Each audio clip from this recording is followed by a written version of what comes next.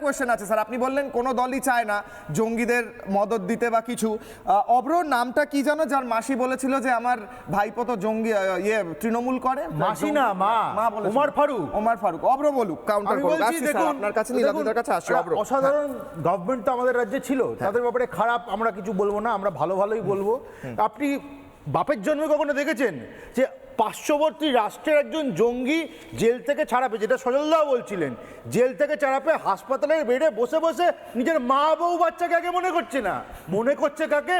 পশ্চিমবঙ্গের তৎকালীন মুখ্যমন্ত্রী মমতাময়ী মা মমতা বন্দ্যোপাধ্যায়কে। আর বলছেন কি, পশ্চিমবঙ্গকে যদি ভারতবর্ষ থেকে কেউ আলাদা করতে পারে একমাত্র মমতাময়ী মা মমতা বন্দ্যোপাধ্যায়ই পারবেন।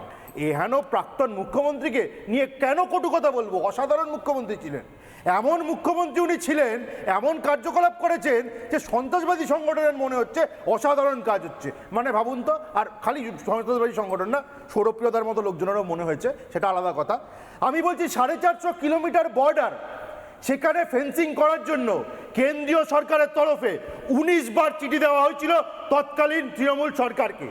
19 বারের চিঠি পাওয়ার পরেও তৎকালীন তৃণমূল সরকার কিন্তু ওই বর্ডার ফেন্সিংয়ের জন্য জমি দেয়নি। কেন দেয়নি? এই প্রশ্নের উত্তর তো সৌরপ্রিয়দার মতো লোকজনকে দিতে হবে, কারণ মুখ্যমন্ত্রী তৎকালীন মমতা বন্দ্যোপাধ্যায় এই কাজ দায়িত্ব সহকারে করেছিলেন। তাদেরকে উত্তর দিতে হবে যে এনআইএ এটা বলল যে খারিজি মাদ্রাসা হচ্ছে জঙ্গি তৈরির কারখানা, তারপরেও আমাদের রাজ্যের বুকে 10,000 খারিজি মাদ্রাসাকে তৎকালীন তৃণমূল সরকার কেন অনুমোদন দিল? খালি অনুমোদন দিয়ে থামেনি বন্ধুগণ, কি করেছে শুনবেন?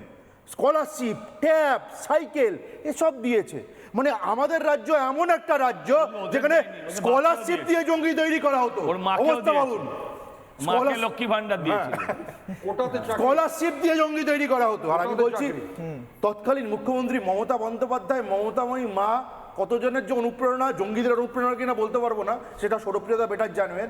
আমি বলছি 2014 সালে যখন বর্ধমানে বম ব্লাস্ট, না ওনার বক্তব্য ছিল তো যে র করিয়েছে, তাই তো? একদম 2014 সালে ওখানে বম ব্লাস্ট হলো, তৎকালীন মুখ্যমন্ত্রী মমতা বন্দ্যোপাধ্যায় বলে বসলেন এটা আমাদের দেশের র নাকি ওই বম ব্লাস্ট করিয়েছে, এবং তার পরদিন পাকিস্তানের পত্রিকা ডনে তৎকালীন মুখ্যমন্ত্রীর কথা বিশাল বড় বড় করে স্তুতি করে বেরোলো। মানে তৎকালীন মুখ্যমন্ত্রী মমতা বন্দ্যোপাধ্যায় কিন্তু একজন আন্তর্জাতিক খ্যাতিসম্পন্ন কাউন্টার আছে সৌরপ্রিয়দা। আমি বলিনি একটু, বাংলাদেশের সন্ত্রাসবাদীরাও যেমনি তাকে লাইক করে এত ভালোবাসে, ঠিক তেমনি পাকিস্তানের লোকজন এত ভালোবাসে। কি এমন কাজ করতো? আমি বলছি একজন এবিটি জঙ্গি ওই আনফেন্স বর্ডার দিয়ে ঢুকে আমাদের রাজ্যে এসে তৃণমূলকে ভোট দিয়ে চলে গেছে। আরে দুটো ভোটার কার্ড বানিয়েছে। তাই নয়, 2013 এবং 2015 সালে তৎকালীন পাক হাই কমিশনারের সঙ্গে মমতা বন্দ্যোপাধ্যায় কেন মিটিং করেছিলেন? এই প্রশ্নের উত্তর, দুবার মিটিং, এই প্রশ্নের উত্তর তৃণমূল সমর্থক সৌরপ্রিয়দা দেবেন না। তৃণমূল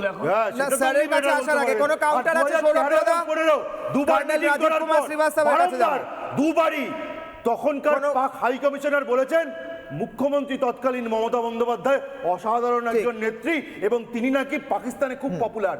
এমন কাউন্টার আছে করেছে বাংলাদেশ আর পাকিস্তানি জঙ্গিদের কাছে বা পাকিস্তানি লোকজনের কাছে। না না, বক্তব্য যখন মমতা বন্দ্যোপাধ্যায় রেখেছেন এবং তিনি যখন সারা দেশের নেত্রী, আমার কথা হচ্ছে যে তার কাছ থেকে এই বক্তব্যের জবাবটা তোমরা চাও।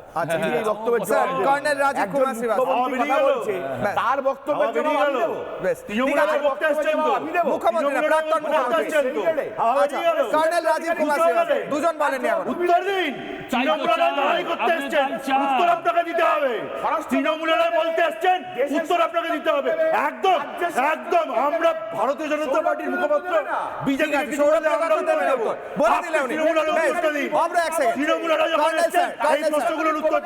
নানা ধরনের কন্টেন্ট দেখার জন্য লাইক করুন, শেয়ার করুন আমাদের ফেসবুক পেজ, সাবস্ক্রাইব করুন আমাদের ইউটিউব চ্যানেল।